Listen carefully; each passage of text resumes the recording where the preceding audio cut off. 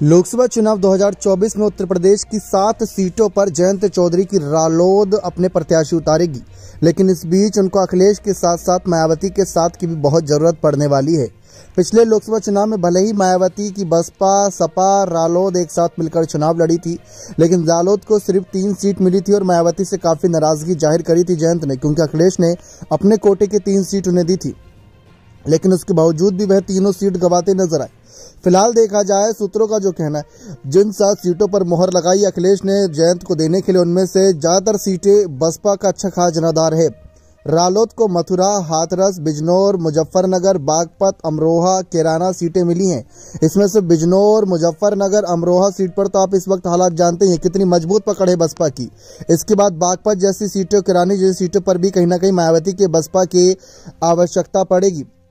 मायावती का साथ मांगने के लिए क्या जयंत चौधरी खुद आगे बढ़ते नजर आएंगे? क्योंकि जयंत चौधरी ने तो मायावती के फैसले पर साफ कह दिया था कि बहन जी मायावती खुद ही कह रही हैं कि वह अकेले चुनावी मैदान में उतरना चाहती हैं, तो उनका साथ कौन ही ले।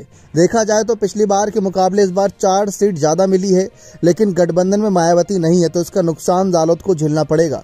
जिन सीटों पर वे अपने प्रत्याशी उतारेंगी वहां पर उनका सामना बीजेपी से ज्यादा बसपा से होगा।